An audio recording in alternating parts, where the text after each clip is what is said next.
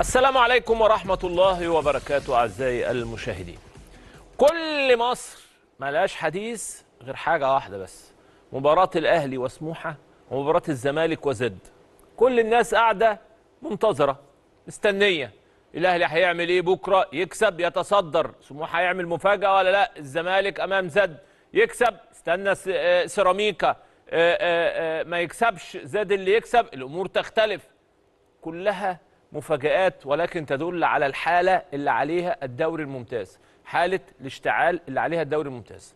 كل السوشيال ميديا النهاردة لجمهور نادي الزمالك، وده توضيح الحقيقة من إدارة زد في هذه المسألة. كل الناس، كل جمهور الزمالك عايز تذاكر لمباراة نادي الزمالك ونادي زد. منهم إدارة نادي الزمالك، يعني ناس في الإدارة بتقول إن دي في كوتا محددة من شركة تذكرتي اللي بنوجه لها الحقيقة كل التحية وكل الاحترام، لأن نجاح منظومة الجمهور دي جزء كبير جدا. الأمن المصري، الشركة الأفريقية، شركة تذكرتي، شركة تذكرتي الحقيقة عاملة نظام أكثر من رائع. في ناس أو في إدارات عندها فكر إن أنا النهاردة ليا كوتا هاخد التذاكر دي، والتذاكر دي أنا مش هبيعها، التذاكر دي حاجتي، عندي جمهور، والله أنا معايا 10 تذاكر، أنا عندي 2 3 هيروحوا، السبعة التانيين هحطهم في الدرج. دي النهاردة مش إدارة نادي زد، حتى لو هي بتلعب الزمالك والأهلي، واتكلمنا في القصة دي قبل كده. إدارة زد في المسألة دي عندها دايما وجهة نظر، زد أخد كوتا في المباراة دي في التذاكر، لو نادي الزمالك محتاج تذاكر أو أي حاجة من الكوتا، إدارة زد هتتواصل مع نادي الزمالك والتذاكر اللي عايزينها ياخدوها. خلاص كده الأمور واضحة. زد مش صاحب نظرية إن أنا هاخد التذاكر بس ما حدش يخش، لا، مسؤولي زد عايزة الناس تخش، عايزة الجمهور يبقى موجود.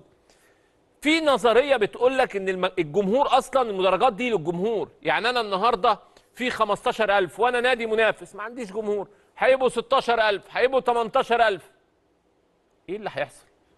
خلونا نغير الفكر، خلونا نروح لمنطقه ثانيه، خلوا حتى الجمهور يبقى محترم المنافس. يعني انت النهارده بتسمح لي ان انا اكون موجود، مفيش مشكله، واللعب في الاخر للملعب، وشجع فرقتك زي ما انت عايز.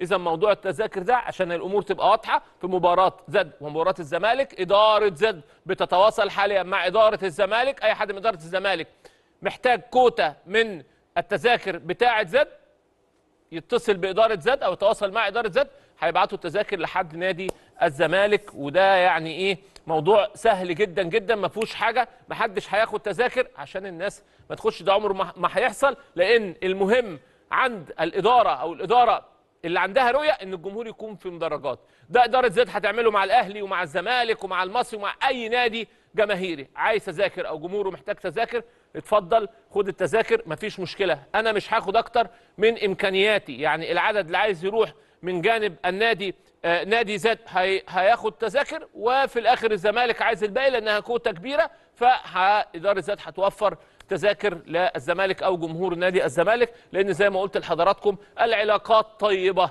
لا يوجد احتقان، كله بيحاول، كله بينافس في الملعب، وهي دي حلاوه الكوره. اي حاجه تانية واي قصص تانية واطلب علي تذكره او ان التذاكر خدها والناس ما تخشش، او الناس نفسها تروح فما ينفعش، يا عم ودي الناس، ودي خلي الناس تروح حتى لو ما بتشجعكش. الفرق اللي عندها رؤيه وعندها فكر تقول لك انا احب العب بجمهور للنادي المنافس، موجود 15 بقوا 17 بقوا 20، هيفرق معاك ايه؟ مش هيفرق في النهايه حاجه. على الاقل تقدم كوره كويسه والجمهور يحترم دايما تصرفاتك. ودي نقطه الحقيقه مهمه جدا بنوجهها لكل الناس. مش مطلوب ان انا اضايقك، مش مطلوب ان انا استفز جمهور ولا ازعل جمهور، مطلوب ان انا العب كوره حلوه وادي كوره كويسه. وهو ده الحقيقه اللي موجود دلوقتي في الدوري المصري. الدوري المصري مش عارفين بقى دلوقتي هو رايح فين ولا جاي منين ولا مين هيصعد ولا مين هيهبط. انسوا ان حد يقول لكم اصل خلاص الفرقه دي بعيده والفرقه دي قريبه. المقدمة مشتعلة، السبعة اللي فوق ضرب نار، المنافسة على المقدمة ضرب نار، أي حاجة واردة تحت في الهبوط، أي 3 بونت بيودوك في حتة تانية. هي دي حلاوة الدوري المصري ومتعة الدوري المصري. دوري نايل الحقيقة السنة دي في حتة تانية خالص. منتج بنعشق نكبره لأنه كبير، هو الأكثر جماهيرية، مش إحنا اللي بنقول، هو الأكثر جماهيرية. المنتج والدوري المصري هو الدوري الأكثر جماهيرية. حط تحت دي 10 خطوط. طيب في أندية زي النادي الأهلي قال لك ان في الدور الثاني في المنافسه انا عايز 4 5 ماتشات حكام اجانب، حاجه ادفعهم من الاول ترك، وعشان مش عايز بقى دوشه ولا عايز قلق ولا عايز مشكله ولا عايز حاجه. تواصلنا مع اتحاد الكوره، اللائحه بتسمح ان النادي الاهلي او اي نادي عايز حكام اجانب في الوقت المحدد يروح يورد الفلوس يروح يجيبوا له حكام اجانب. هل ده في مصلحه التحكيم المصري؟ مش في وقت دلوقتي ان احنا نبص، لان طالما حق من حقوق النادي ونادي اي نادي شايف ان ده حقه، بيراميدز الاهلي الزمالك، خلاص اطلبه مفيش مشكله. لان كمان المرحله النهائيه ما فيهاش تعويض، هم كلهم 6 ماتشات 7 فرق، فما فيش هزار. البونت هنا بقصه على التحكيم المصري ان يخش بقى ينافس، يعني زي ما بنتكلم على سلعه كده مصري وانت فاتح الاستيراد، خش نافس بقوتك بامكانياتك بقصتك. في اتحادات كانت وجهه نظرها في التوقيت ده لا انا كده مش لصالح التحكيم المصري. وتواصلت الحقيقه قبل الهوا مع المهندس احمد مجاهد واتكلمت معاه في الحته دي في فترته، قال لي انا في فترتي انا كنت مساند تماما للتحكيم المصري، وحتى ما نادي بيطلب احيانا اقول في ماتش واحيانا اقول لا، لان في الاخر اللائحه بتديني الحق ان انا ارفض او اقبل. ولكن اما تواصلنا مع المهندس هاني ابو ريده واتحاد الكره المصري الحالي، قال لا انا فاتحها، اللي عايز سيادتكم حكم اجنبي يجي يورد ويشتغل ومفيش مشكله خالص. في النهايه احنا نرجو ان الامور تكون سهله، حكم مصري حكم اجنبي مفيش مشكله، المهم ان احنا ما نروحش لازمات ومشاكل الفترات الماضيه، فهي دي نقطه بالنسبه لنا مهمه جدا جدا جدا. طيب نروح بقى ل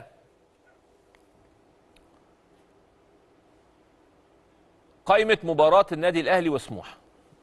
اما بتمسك كده القائمه وتقعد تتفرج عليها، اول حاجه بتسال عليها تورب هيلعب بمين في حراسه المرمى؟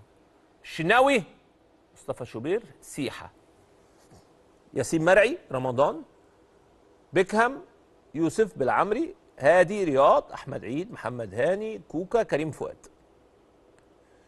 بن رمضان، مروان عطيه، الشحات، امام عاشور، ديانج، طاهر، بن شرقي، وكاموش، محمد شريف، مروان عثمان.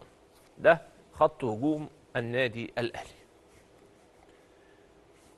عايز اقول لحضراتكم ان كل الناس بقى بتسال هو مين حارس مرمى النادي الاهلي؟ حارس مرمى النادي الاهلي غدا هو مصطفى شوبير. دي الاخبار اللي جالنا من داخل النادي الاهلي. حارس مرمى النادي الاهلي هو مصطفى شوبير، والكلام ان كان هياخد افريقيا ياخد الدوري المصري، ولكن هنا تورب لقى ان المسافه على ماتش الترجي لسه شويه، لو النهارده ريح مصطفى الفتره دي كلها هتبقى الامور صعبه، فواضح كده ان احنا داخلين على مرحله فيها روتيشن داخل النادي الاهلي، مباراه ومباراه. وبصراحه شابوه